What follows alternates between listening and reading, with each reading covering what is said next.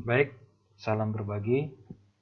Pada kesempatan ini saya akan memberikan tutorial melakukan pengetikan tanpa menggunakan keyboard atau sering disebut dengan pengetikan memampatkan voice ataupun suara. Beberapa hal yang perlu kita perhatikan. Yang pertama, pastinya kita harus memanfaatkan Google Dokumen atau Google Doc, sehingga kita butuh koneksi internet. Ya, untuk tutorial kali ini saya juga akan membandingkan dengan memanfaatkan Microsoft Word biar bisa kita lihat perbedaan dari masing-masing pengetikan tersebut. Tentunya perbedaan yang paling mendasar, dengan menggunakan Google Dokumen kita bisa memanfaatkan yang namanya suara ataupun voice, sedangkan kalau dokumen biasa seperti ini kita tidak bisa memanfaatkan voice atau hanya bisa menggunakan keyboard. Oke, yang pertama kita aktifkan Google-nya seperti ini. Selanjutnya ini di sini tersedia, kita pilih yang dokumen.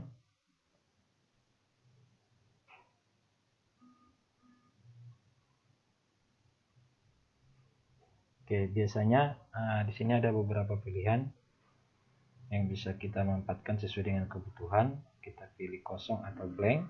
Ini saya pilih yang ini, yang resume.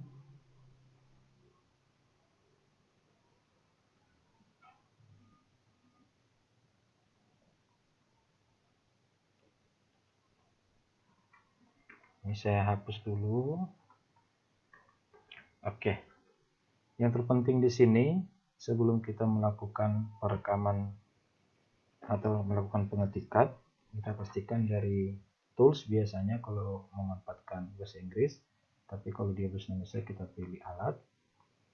Ini ada dikte di sini. Jadi untuk mengaktifkan kita pilih diktenya ini. Selanjutnya kita mulai melakukan pengetikan dengan menggunakan voice. Selanjutnya kita pilih, kita klik ini voice-nya ini atau speakernya ini, lalu kita berbicara, ya secara otomatis nanti akan terketik di areal kerja di sini. Oke, saya mulai. Ini saya pilih. Ini adalah tutorial melakukan pengetikan dengan menggunakan Google Dokumen. Ini sangat cocok digunakan bagi kalangan yang ingin melakukan pengetikan dengan cepat dan singkat.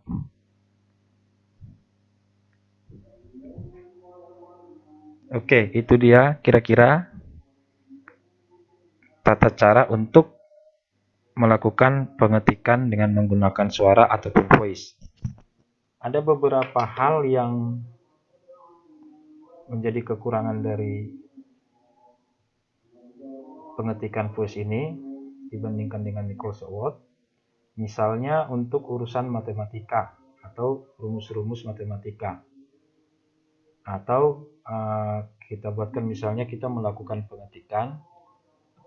pengetikan CO2 menjadi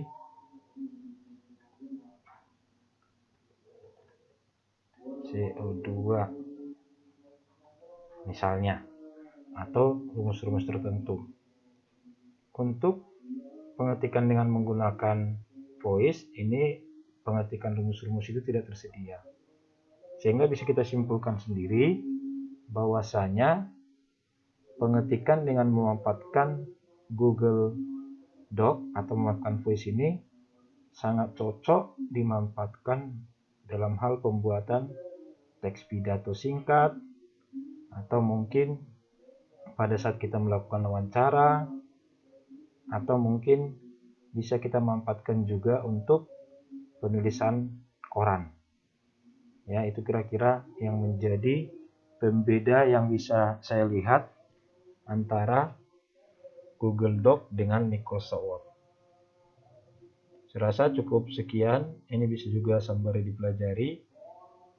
Apakah mungkin bisa memanfaatkan rumus-rumus, tapi secara tidak langsung karena dia memakan voice. Ini saya misalkan X pangkat 2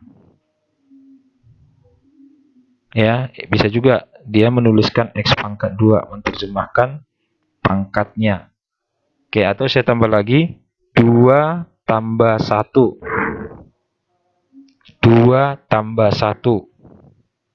ya, bisa juga direkam tambahnya, atau saya buatkan misalnya akar 3 setengah akar 3. Oke, jadi ada beberapa simbol yang tidak bisa dikenali dengan memanfaatkan pengetikan dengan menggunakan voice.